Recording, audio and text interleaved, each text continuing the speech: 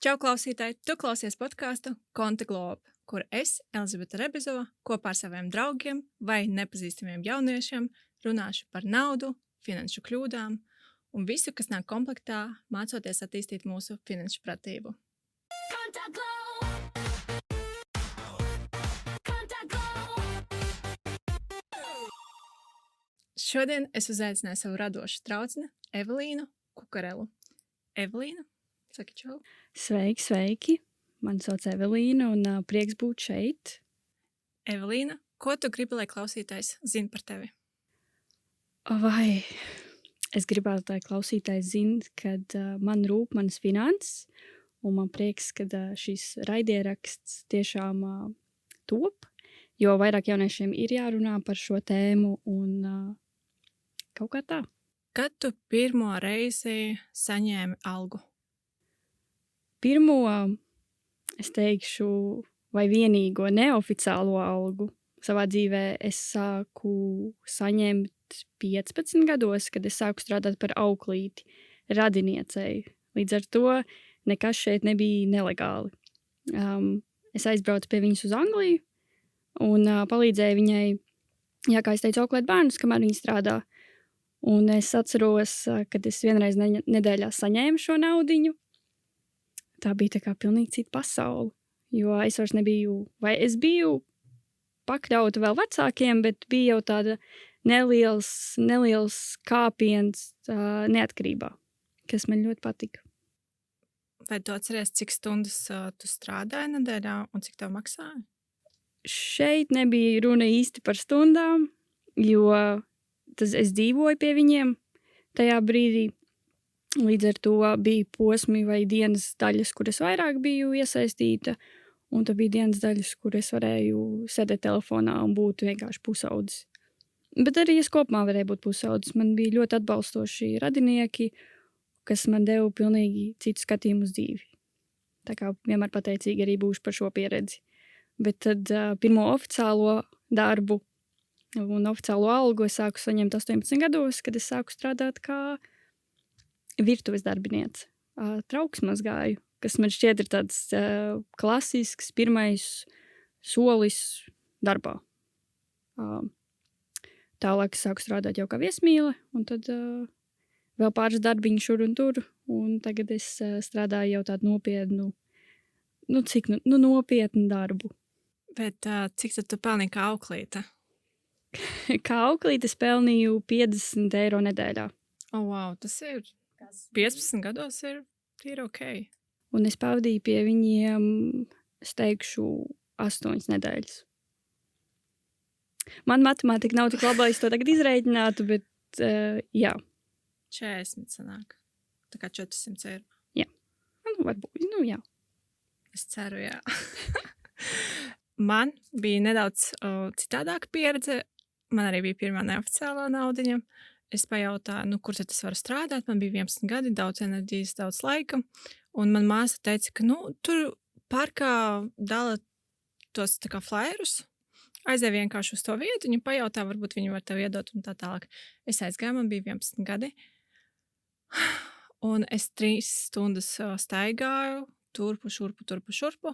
Un tad, kad es atnācu, tā kā, varētu jau saņemt naudiņu.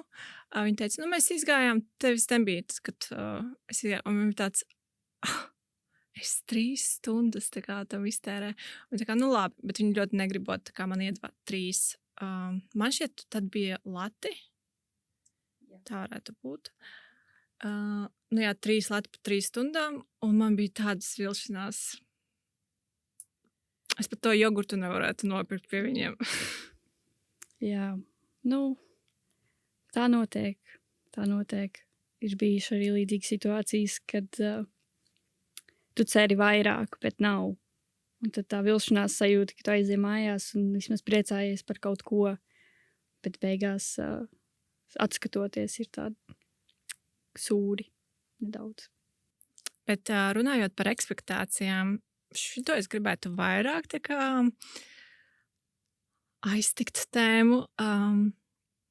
Man šķiet, ka jauniešiem ir ļoti lielas ekspektācijas pret algām, un gatavojoties raidījumam, es paskatījos uz pētījumiem, Tad Almankarija Latvija aptauja par jauniešu iespējamu darba tirgu 2025. gadā.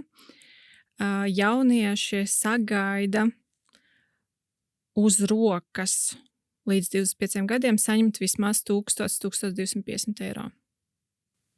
Tas nav nereāli. Uz rokas saņemt. Jā. Bet, lai saņemtu to, ir jāstrādā un ir jāziedo arī tas finansiālais ieguvums sākumā, lai tu spētu tikt līdz šādam līmenim. Ja nemaldos, 1200 varētu būt, kā kuram tas tie nodokļi tiek norēķināti, bet tas ir 1600, 1600 bruto. Kas jau ir virs vidējā Latvijas līmeņa. Jā, te ir cits pētījums, SEB aptauja 2023, ka vairāk nekā puse respondentu Latvijā norāda, ka pelna mazāk par 1200 eiro pēc nodokļu nomaksas. Tas ir par jauniešiem. Tad šeit ir nesaskaņa starp ekspektācijām un realitāti. Kā tev bija? Vai tu arī sagaidīji, ka tev būs lielāka alga? Man šķiet, ka man tas algas pieaugums tā dabīgi ir gājis līdz ar manu pieredzi un līdz ar manu darba stāžu. Kad es strādāju kā viesmīle, es saņēmu, ja nemaldos, 3 eiro uz rokas. Es pelnīju mazāk par minimālo, jo stundas tur ir mazliet citādākas viesmīlībā nekā varbūt tādā office darbā. Un tad es jau biju bēdīgi, jo es visu vasaru krāju, lai dabūtu datoru. Visu vasaru, kas man tajā brīdī šķita neiedomājami, jo kā 3 mēnešus strādājot, es nevaru nopelnīt to 600 eiro.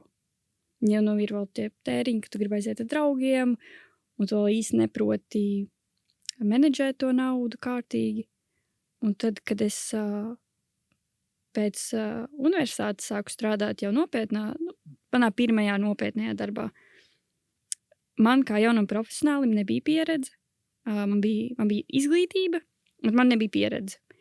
Līdz ar to tas, kas man tika piedāvāts, bija, es atļaušos neteikt, bet bēdīgi. Mani tas demoralizēja. Es strādāju pēc iespējas labāk, jo es zināju, ka nākotnē tas atmaksāsies, jo ir nepieciešama pieredze.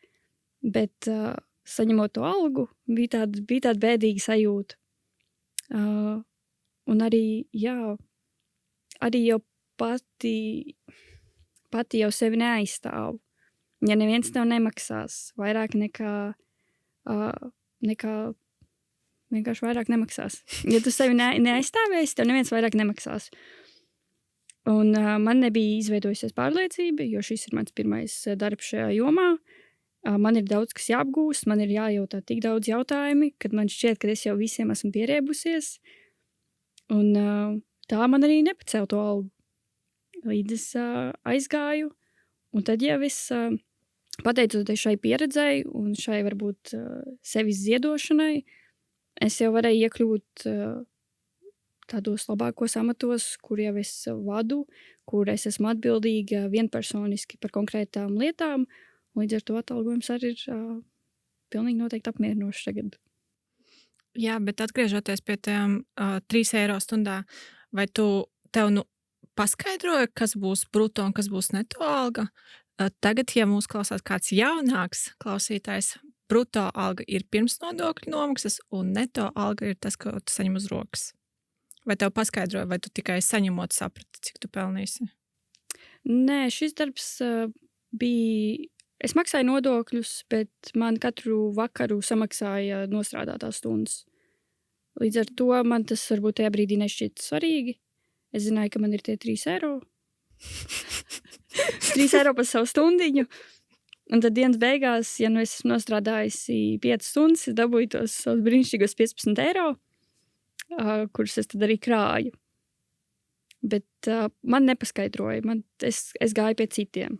Pie savu brāļa, saviem vecākiem, kas man varbūt skaidros to, cik tad procentus atņem, un par nodokļu lapiņu, un visiem šiem pirms darba uzsākšanas procesiem, kas ir jāizdara. Jā.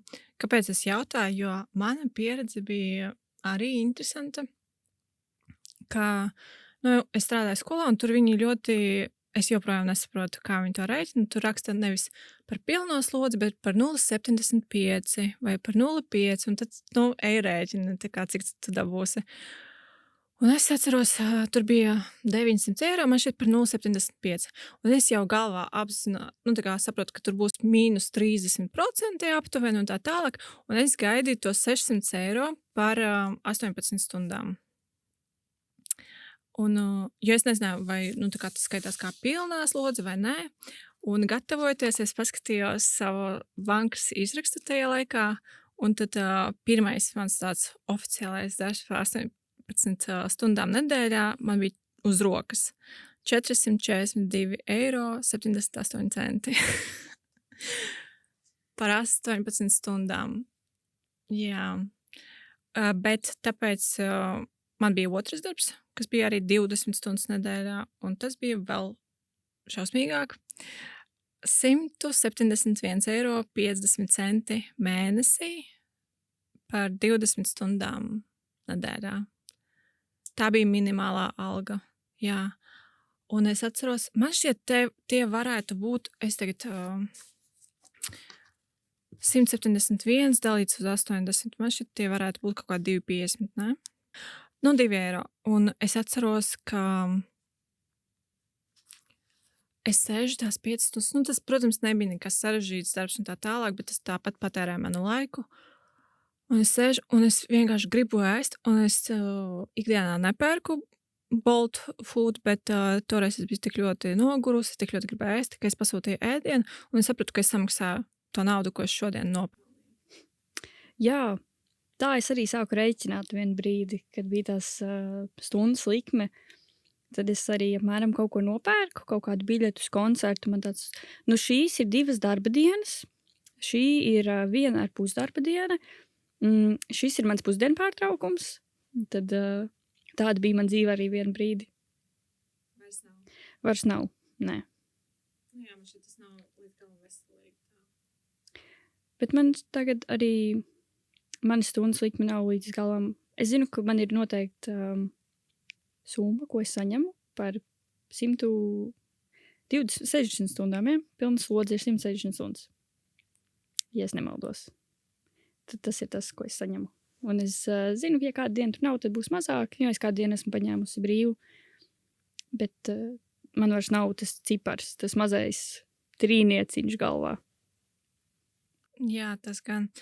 Jā, un tad es cerēju uz tiem 600, un man atnāca 442, un man tiešām bija līdzīga sajūta, un man vienkārši priekš kam es vispār iegūstu izglītību šajā nozarē, priekš kam es strādāju, priekš kam es to vispār.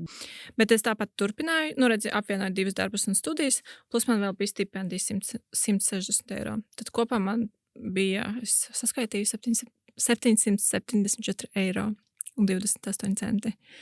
Un ar visu šito, kas ir interesanti, ka šis man lika aizdomāties par savu finanšu pratību, jo 3 mēnešus pēc tā, ka es sāku strādāt, es sāku dzīvot patstāvīgi. Un man šķiet tīri ok. Es varēju izdzīvot, es pat arī uzkrāju no šīs summas kaut ko, sāku tur kaut ko investēt, arī ceļoju ik pa laikam, vienreiz 3 mēnešos. Un kaut kā es nezinu, kā es to darīju, bet kaut kā man sanāca. Tas nav neiespējami. Es par līdzīgu summu vienu savu dzīves posmu, kur es atļaušos neminēt, arī dzīvoju par līdzīgu summu. Es īrēju Rīgā dzīvokli. Es varēju nomaksāt vai atmaksāt savu pusdienas. Aktivitātes diži tur neiekļāvās, vai kāda ceļojuma nebija, bet man palīdzēja vai uzlaboja šo situāciju ir, kad es nedzīvoju viena. Līdz ar to es īri dalīju pusēm. Es nedzīvoju superdārgā, klusā centra dzīvoklī. Un tad tas ikdiena kļuva vieglāk, kas varbūt citiem arī par šādu pašu nebūtu tā bijis. Jā, bet tad, kad tu saņēmi to algu, vai tev bija tāda sajūta, ka vai tas tiešām tā būs visu atlikušo dzīvi? Man vienmēr šajos posmos ir bijis bail, ka šie ir griezti un es vairs vairāk dzīvē nesasniegšu. Un tas ir tas, kur es palikšu, un es tur iesēdīšos. Bet man nekad, sevišķi sākot strādāt jau nozarē, nebija tāda sajūta par to, vai šis ir tā vērts, jo varbūt man ir tas old school way of thinking, kad es zinu, kad neviens man nemaksās visu naudu uzreiz, un līdz tu dabūsi šo pieredzi, un līdz tu dabūsi kontaktus un tādu jau savu reputāciju, tad atalgojums sakos. Tad es varēju pieciest, sakos zobus un pēc iespējas labāk darīt savu darbu. Nu, tad tu esi viens no tiem 5% no jauniešiem, kas uzskata atalgojumu par nebūtisku, galveno uzmanību veltot pieredzes iegūšanai. Jā, bet man šķiet, ka tā arī ir. Tas ir svarīgi, bet es, proti, nāku no ļoti, man šķiet, privileģēta skatījuma, kad es varēju sev nodrošināt šo iztiks minimumu. Man nebija jāuztraucās par to, kad vai man rēķini būs nomaksāti, vai es paēdīšu. Man neviens nebija zem manas aprūpes. Līdz ar to es varēju ieguldīt šo laiku sevis izaugsmēji un pieredzēji, mazāk laika veltot šai te finansiālai daļai. Jā, man šķiet, mēs ļoti bieži aizmirstam par tām privilēģijām, kas ir citiem, mums pašiem. Un tad, jā, man arī līdzīgu lietu stāstīja mamma, ka tā kā tu mācies, saņem pieredzi, un tad tu jau rūpēsies par saviem bērniem, un tad tu domās tālāk. Bet labi, tagad ir laiks provokatīvai rubrikai par finanšu gaumi nestrīdas. Iedomājies vīrieti, kurš izskatās uz 10, bet tur ir kaut kāds āķis, un tev ir jānovērtē no 1 līdz 10 joprojām to vīrieti. Labi. Viņš izskatās uz 10, bet viņš dzīvo no algas līdz algai. Oi, šis ir sarežģīti. Es teiktu 7, jo šis ir atkarīgs no tā, cik viņam ir gadi. Ja viņš ir jauns profesionāls, es vēl to varu uz to neskatīties. Ja šis no algas līdz algai ietilpst vēl šajā visā konceptā lieki tēriņi, kas man šķiet varbūt nebūtiski, kā piemēram mašīnas labošana, mašīnai, kura nav domāta ikdienas braukšanai, taču ir šī vēlme to labot. Varbūt es to uzskatu kā to tie brīdī nesvarīgu. Ja nav, jā, es atļaušos tālāk nekomentēt par šo, bet 7. Labi. Viņš izskatās uz 10, bet viņš nezina, cik viņam ir naudas kontā. 3. Kā var nezināt, cik ir naudas kontā? Man šķiet, ka mums visiem ir Svetbanka vai citas bankas aplikācija, kur mēs varam paskatīties, jo tas man liek uzdot jautājums, vai par viņa finansēm atbild kāds cits. Un es varbūt nevēlētos sev blakus tādu cilvēku. Bet cik bieži tu skaties savā bankas kontā? Es skatos katru dienu. Tas īstenībā ir ļoti veselīgi.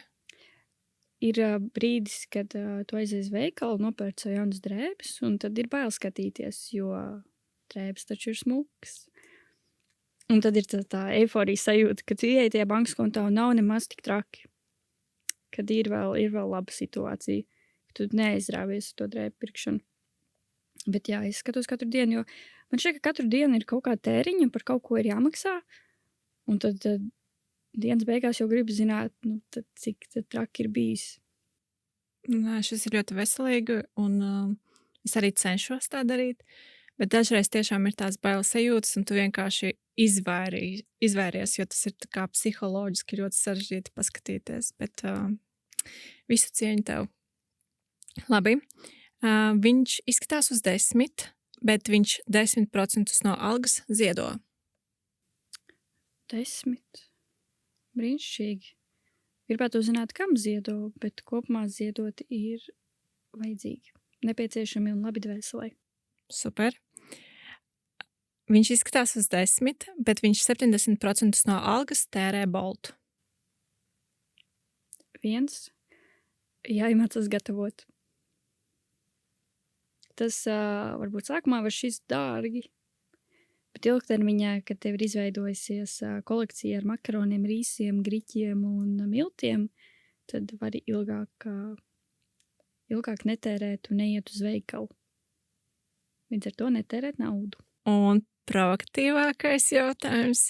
Viņš izskatās uz 10, bet viņš finansiāli tevi nekādīgi neatbalsta. 9. Man šķiet, kad vismaz arī, ko es ierosinu citām sievietēm, ir būt neatkarīgām, nekad nepaļauties to, kad vīrietis vai vispār jebkurš cits cilvēks tevi atbalstīs, tevi nodrošinās, jo tas ir mūsu pašas rokā un ilgtermiņā arī daudz veselīgāk dvēselē, jo, ja tu, piemēram, gribēsi aiziet no šīm attiecībām, tev nebūs jāuztraucās par to, kur tu paliksi, ko tu ēdīsi un ar ko tu dzīvosi. Es arī uzskatu, ka sevišķi šajā vecumā mums katram ir jātīstās, un es nevēlētos, lai mana attīstība ir kāda cita cilvēka rokās. Ja es gribu kaut kur aizbraukt, iepazīties ar jauniem cilvēkiem, kas palīdzēs attiecīgi manu, varbūt attīstīt arī šo karjeru, kad man ir jājautā nauda kādam, lai es nopirktu vilciena biļeti vai degvielu. Tad tas viss ir manās rokās, un es arī ierosinu citiem uzņemties atbildību par sevi. Jā, ļoti tā diplomātiski atbildēja. Nevar pat piekasīties un pastrīdēties. Bet 9. Bet 9, jo ir brīži, kad, piemēram, pēkšņi bankas konts ir aizslēdzies. Kad tu nevari pārskaitīt to naudu, jo kaut kas ir noticis. Un kad tu nevari uzrakstīt šim savam dzīves biedram, vai tu vari ātri man ieskaitīt 10 eiro, man vajag samaksāt šo lietu, un tad cilvēks nevar, jo varbūt cilvēkam nav. Un tad ir uztraucoši. Man nedaudz ir tā satraucoši, bet tas nenozīmē, ka tā vajag. Bet ir reizes un arī tādās ilgtermiņa attiecībās, kad nekas nebūs vienmēr 50-50. Šī bija rubrika par finanšu galvi nestrīdas. Kas bija lielākā finanšu kļūda, ko tu pieļāvi ar pirmo algu? Es iztērēju to, es negribu teikt to slikto vārdiņu, bet daudz nevajadzīgās lietās. Daudz konfektēs, kā jau 15-gadīgas bērns, es nedomāju par ilgtermiņa krāšanu vai kur es varētu to naudiņu jēdzīgi iztērēt. Es pirku konfektes, es pirku drēbes, kas varbūt manā dzīvē ir tāds sāpīgākais temats. Drēbes? Jā, man ļoti patīk drēbes. Sevišķi tajā vecumā kaut kādas fast fashion, jo man šķiet, ka tad arī Šeinas Latvijā strauji sāk attīstīties, kļūt populārs. Un pennyboardu. Tāds man bija, to es nopirku, tas man ļoti patika. Muļķībās. Bet tad tu gribēji to atlikt vai krāt? Man šķiet, ka es tagad raugoties uz sevi, tagad 23 gados uz to 15-gadīgo meiteni, es vēlētos viņu mazliet papurināt aiz pleciem un pateikt, pagaidi, līdz tu esi mājās, un tad pasēdi un padomā, ko tu vari nopirkt. Jo tagad viss tās mantas man nav, tās drēbes man vairs nav, jo gaumas mainās. Un tās drēbes bija sliktas kvalitātes, arī slikta gaumas izjūta. Toties man bija viens zeltens mētelis, kur es nopirku, kur es pāris gadus staigāju. Visi teica, ka izskatos kā Paddingtona lācīts. Vai ne Paddingtons, bet tas puika no It, tas šausmu films. To es atceros. Tā bija varbūt viena no labākajām finansiālajiem lēmumiem manā dzīvē. Bet tad sanāk, viss bija uz sajūtām. Par budžetu vispār nedomāju. Bet vai tev nešķiet, ka tā ir vienkārši daļa no pieredzes, ko visiem ir jāpiedzīvo, iztērēt to naudu? Tev toreiz tas bija svarīgi, kaut vai, protams, tās bija vēlmes, tās nebija vajadzības, jā, Bet tomēr tev tas pats pennyboards bija visiem, un tev vajadzēja vienkārši sociāli iekļauties. Jā, noteikti. Man šķiet, ka tu neiemācīsies, kā pareizi tērēt to naudu, ja tu neesi viņu muļķīgi iztērējis. Jo, kad tev beigās nav vairs nekas bankas kontā vai uz rokas, tad ir tāda bēdīga sajūta un gribas vēl. Bet viss nauda jau ir iztērēta. Un tad arī sākot pelnīt jaunai, tad tu apgūsti šos varbūt metodas, kā sevi pierunāt, ka to nevajag tomēr. Ka tomēr es to neizmantošu, es to nevilkšu. Skatāmies uz šo pieredzi, kad es nevilku to kreklu, to džemperi, un tad es arī šoreiz nevilkšu. Tad, tāpēc, jā, man šķiet, ka ļoti arī vērtīgi ir kļūdīties.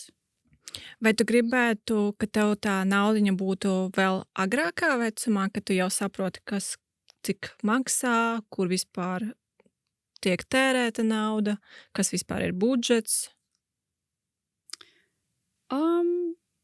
Nu tā bija tā nauda, ko es sāku pelnīt, bet man skaitīja pusdienu naudu, kad es sāku iet, ja nemaldos, pamatskolā. Kad man bija šī naudiņa, kas ir tikai un vienīgi pusdienām. Tur nebija vairāk.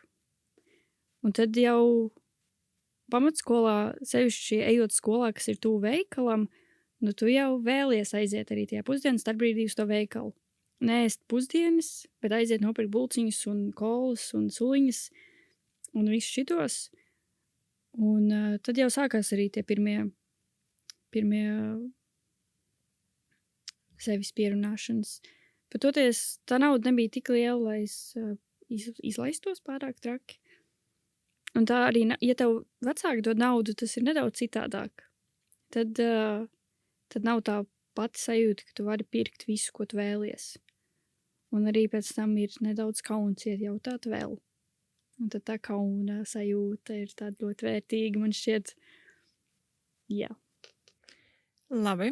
Runājot par pusdienām, šis ir viens no bonusiem, kas tiek piedāvāts dažādiem uzņēmumiem, jeb algas bonusi, jā, jo alga nav tikai tā naudas summa, tas arī ir vis kaut kāda bonusi, kas ir tavā darbā. Vai tu, tad, kad tu stājies tajā darbā, vai tu apzinājies visus bonusus, un vai tu izvērtēji, vai tas ir tā vērts? Mēs runājam par pirmo darbu? Vai vispār darbu? Runāsim par to viesmīles darbu, jā. Tur nebija bonusi. Tur bija darbs. Bet bija veselības apdrošināšana. Tas bija ļoti labi, bet tu 15 gados, vai šis bija 18 gados viesmīlības darbs, tu īsti neej pie doktoriem. Toties tagad esmu darbā, kur arī ir pusdienas pa brīvu, kas ir pats lielākais bonus, kas vien var būt, jo ietaupu tik daudz naudu mēnesī, un es katru dienu esmu pēdusi, un man nav tādas reizes, kad man ir tik daudz darba, kad man nav laika kaut kur aiziet, kaut ko paēst, kas ir veselībai brīnišķīgi, kā arī man nav jādomā katru vakaru par to, ko es nesīšu nākamajā dienā savā karbiņā. Tu gribētu varbūt to saņemt nevis pusdienās, bet varbūt naudā? Nē, tas man šeit nav to vērts, jo tas fiziski, cik es labi jūtos un morāli par to, kad es zinu, kad man būs ko ēst, un man par to nav jāreizējās, ir, manuprāt, vērtīgāk nekā saņemt to summu, kas beigās tāpat neatmaksātos, jo tu tērētu daudz vairāk kaut kādos restorānos, kafejnīcās, ēdnīcās, apmēram reģionā, kur tu strādā. Jā. Labi, tad ir veselības apdrošināšana vēl viens bonus. Kas vēl tāds, ko tu zini no bonusiem? Vai ir vēl kāds cits bonus? Bezmaksas kafija. Tāda man arī ir, jā. Brīnišķīgi. Augļi. Bija citā darbietā, šajā nav. Jā. Šajā ir konfekts. Atlaides uz tiem uzņēmuma produktiem vai kaut kādiem sadarbības partneru produktiem. Jā, tādas ir bijušas. Jā, dažreiz zinu, kā apmaksā arī transportu. Ja tev vajag darbam. Jā, esmu dzirdējis par to, bet es dzīvoju salīdzinoši tuvu darbam. Līdz ar to nekad nav bijis pamats interesēties par šo. Jā, par to lokāciju tas arī ir viens faktors, nav bonus, bet faktors, uz ko cilvēki skatās. Jo es atceros, ka es meklēju darbu, bija viens darbs ar minimālo algu, un tad man jautāja, cik tālu tu dzīvo, jo viņi saprot, ka tu ilgi tā nebrauksi 1 stundu līdz minimālajai algai, un tu tērēsi varbūt vairāk tās naudas nekā pelnīsi. Tāpēc pārsvarā tie, kas strādā uz minimālās algas, viņi arī cenšas dzīvot tuvāk darbam. Kas būtu jāzina katram jaunam darbiniekam, pirms viņš paraksta līgumu? Izlasiet šo līgumu. Vienmēr ir jāizlasa līgums, jo tur vienmēr var būt kāds punkts, kas nav citos līgumos, jo pa lielam viņi visi ir līdzīgi, bet kaut kur kaut kas tiek ielikts, kas var radīt šaubas. Un ilgtermiņā arī varbūt kaut ko ietekmēt. Ko es vēl ieteiktu? Pirmā alga vienmēr būs mazāka. Iet sevišķi sāc kaut kādā mēneša vidū. Tāpēc nevar gaidīt miljonus. Vienmēr ir jāizplāno savs budžets attiecīgi, zinot, ka tā nākamā mēneša naudiņa būs mazāka. Censties izturēt pārbaudas laiku.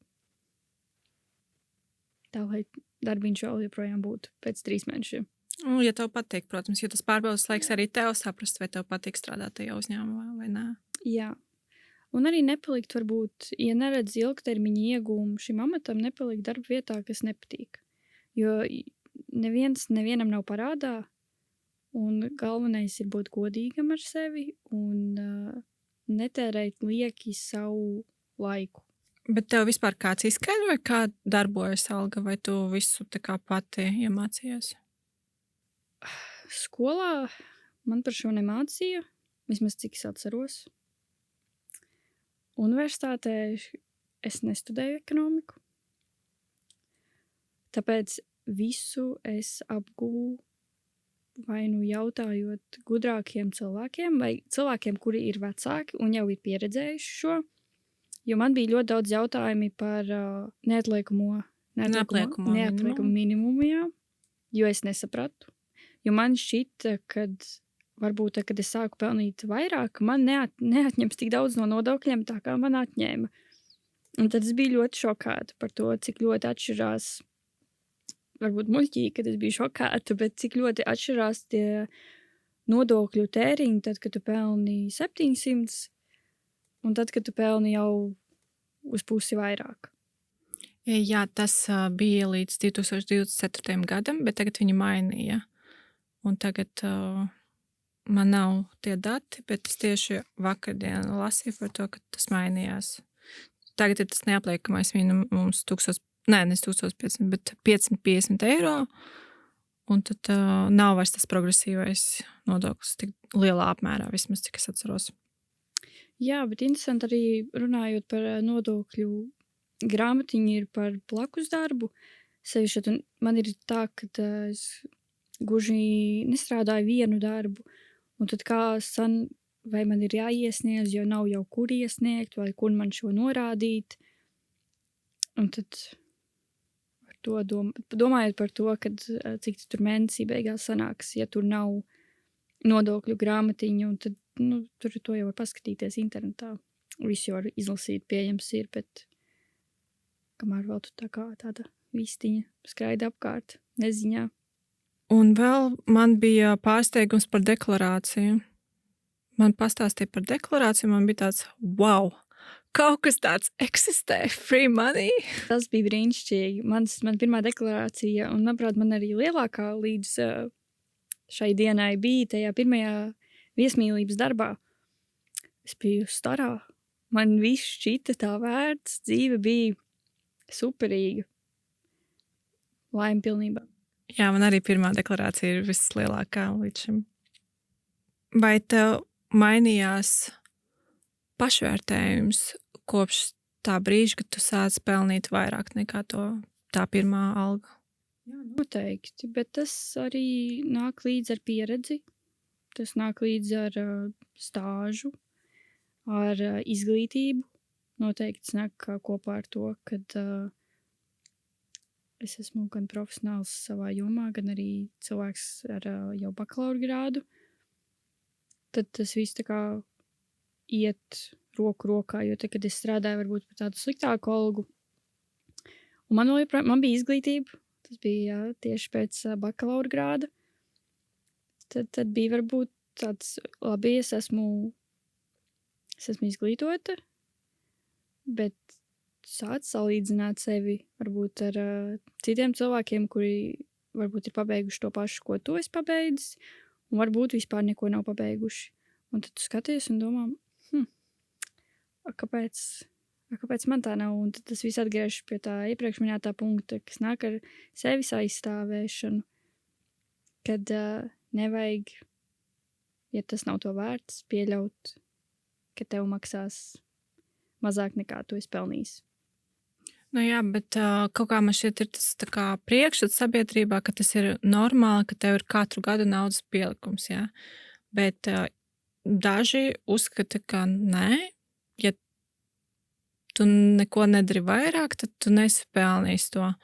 Bet, nu jā, man šķiet tas nav līdz galam godīgi, jo inflācija tomēr, un ja man maksā to pašu summu, kas pirms 3 gadiem, bet cenas ir dārgākas, tad man maksā mazāk. Jā. Tā ir. Nē, es piekrītu par inflācijas daļu, bet es arī piekrītu. Nu, pirmkārt, man šķiet, ka tas, kad vajag katru gadu pieliek klāt, ir atkarīgs no iekšējās darbvietas politikas.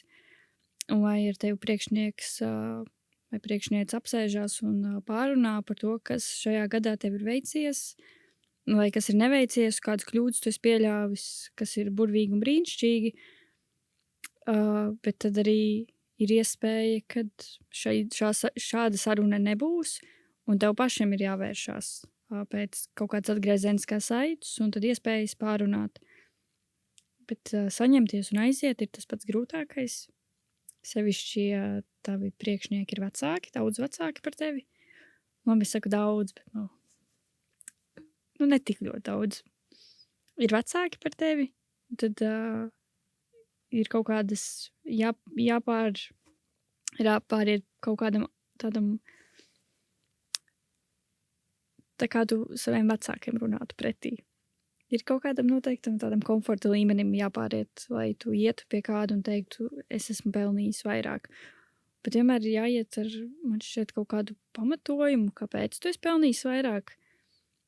Nevis tāpēc, ka vienkārši tu te strādā ilgi, bet tāpēc, ka tu esi īstenojis šādas aktivitātes, tu esi patstāvīgi uzņēmies atbildības un visādi šādi iemesli, kas pamato šo pielikumu. Noteikti ir jāiet sagatavotam ar faktiem un pierādījumiem, ar to, ka tu izdarīji vairāk nekā no tevis sagaidīja. Jā. Labi. Un tad, kas ir tā viena lieta, ko tu vēlētos, lai kāds tev būtu pateicis pirms pirmās algas? Būs labāk. Būs labāk, bet arī tas, kad ņem šo pieredzi kā vērtīgu atziņu, jo arī atskatoties tagad, un man nav tā kā, es neesmu veca, man vēl ir 40, bet manuprāt ir 40 gadi, ko strādāt. 42 man šķiet. Nu tagad, bet man šķiet tas vecums palielinās. Jā. Man vēl ir 42 gadi, ko strādāt, un man vēl šīs pieredzes būs daudz un dažādas. Un es esmu vēl tikai tādā pakāpienā apakšā, nu mazliet jau augstāk nekā pašā apakšā. Un kad visas šīs arī sliktās un negodīgās vai nejaukās darba pieredzes tikai nāk par labu man, ceļ manu pārliecību un spēju aizstāvēt sevi daudz labāk. Un īstenībā nevaru tev nepajautāt, man tagad ienāca prātā jautājums, ko tu vispār domā par to priekšstatu, ka citas paudzes domā, ka jaunieši prasa pārāk daudz, ka te ienāk svaigie gurķi un jau prasa vidējo algu virs 1200 eiro uz rokas. Es to esmu dzirdējis savā pieredzē. Un kaut kādos noteiktos aspektos es tam piekrītu, Jo tas priekšstats ir, vai ekspektācijas ir, ka tu aizies uz šo jauno darba vietu pilnīgi zaļš guļķis un neko nezinās, un ka tev maksās tiešām šo ļoti labo vispār vidējās līmeņa latviešu algu. Kas būtu brīnišķīgi un fantastiski, bet tā īsti nestrādā mūsu valsts un mūsu darba devēji. Un tev vajag, tā kā mēs iepriekš runājām, pamatojumu, kāpēc, lai tev tik daudz maksātu. Tev vajag kaut kādu portfolio, tev vajag jau kaut kādu esošu darbu bāzi, kas tā kā pamatos, kāpēc tev tik daudz jāmaksā. Un ja tu atnāc bez tā, tad arī esot tādā darba devēja pusē, kāpēc, lai tu varbūt tiktu labāk atmaksāts nekā citi darbinieki, kuri jau tur strādā ilgāk. Jo tas arī kaut kādā līmenī ir tāda hierarhija. Tad nevar, jā. Kaut vai darbā daudz nerunā par algām. Ar citi kolēģi starpā, kas ir gan pozitīvi, gan negatīvi. Man šeit arī līgumā atrakstīts, ka nedrīkst. Kā kurā? Man nevienā līgumā šāds punkts nav bijis. Zināsim, ko tu darīsi rītdien, jā? Jā. Jokā. Bet noteikti jaunietim ir jācīnās par sevi, nepieņemt the bare minimum, bet jābūt reālām ekspektācijām vai gaidām, kad nauda nāks ar gadiem, ar pieredzi. Un es to saku kā cilvēks, kuram vēl ir kur augt un kuram vēl vajag to pieredzi. Un tad jau dzīvos zaļi un varēs iegādāties jūrmalā kaut kādu māju. Un... Nē, tas jau ir pārāk traki. Būs labi, jā. Labi, un tad noslēgsim ar vēl vienu rubriku. Zināšanas atmaksājas. Tad es tev piedāvāšu izvēlēties vienu jautājumu, bet tu vari izvēlēties to vērtību. Vai nu 1, vai nu 5, vai nu 10 eiro. Un tad tev ir iespēja nopelnīt. Pa īstam? Tā kā zināšanas atmaksājas. Tad kuru jautājumu tu izvēlēsi? Bet, protams, loģiski, ka 1 eiro ir visvieglākais, 10 ir grūtākais. 5? Tāds safe, jā? Jā. Kas ir diversifikācija? Vai ir atbilžu varianti? Nē. Tas ir, es varu uzdot jā vai nē, tā kā hintus. Nu, nē, gluži. Nu, kas ir šīs? Diversifikācija. Tur jau ar angļu valodu kaut kas saistīts. Tā kā diversify? Varbūt, es tev nepalīdzu, ja kas. Nu, es nezināšu, ne? Nu, pamēģini. Diverse. Bet tas ir saistīts ar nodokļiem? Nē. Ok. Vai tas ir saistīts ar akcijām un muitām? Varbūt. Vai tas ir saistīts ar to, kā nauda tiek dalīta? Tālāk pati.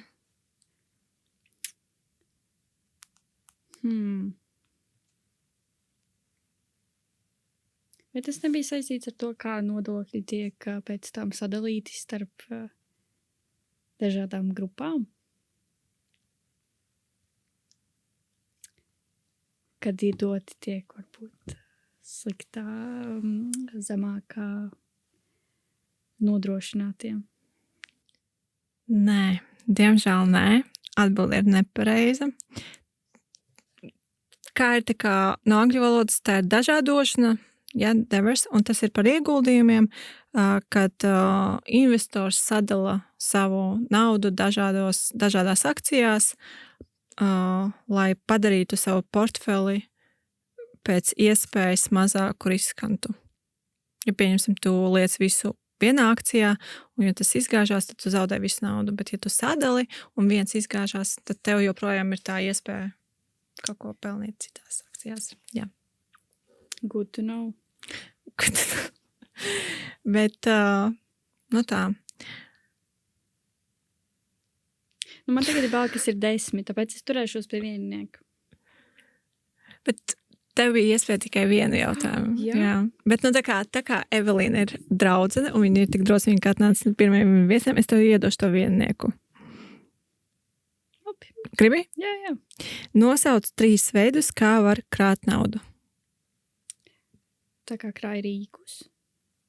Vai krāt naudu var kastītē, izņemot Jā. to ārā. Var kešā. Var atvērt krāja kontu. Jā. Var investēt. Jā. Viss. Kaut ko es tomēr zinu. Aplausi. Un te ir maciņš. Un šādi ir jāizstāv par savām vēlmēm. Jā, starp citu, redziet, kā viņi sarunāja. Lūdzu, tu uzvarēji. Paldies. Zināšanas atmaksājas. Paldies, Evelīna, ka atnāci. Paldies, ka klausies podkāstu. Un tad turam īkšķus par tevi, lai tavs finanšu pratības ceļš uzlabojas un ir glow ups. Atā!